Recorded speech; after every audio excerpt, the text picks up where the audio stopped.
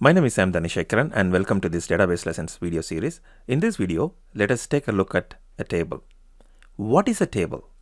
A table is a structure used to store data.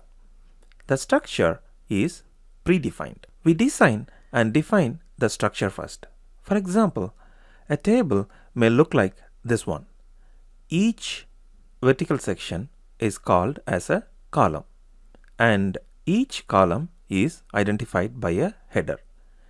Each horizontal section is called as a row. Now, a small shop owner may have a table like this to hold information about the products being sold. First, the table's name gets decided. In this case, it is product. Then, an ID, which may be as simple as numerical 1, 2, 3, etc., will be assigned for each item in the list.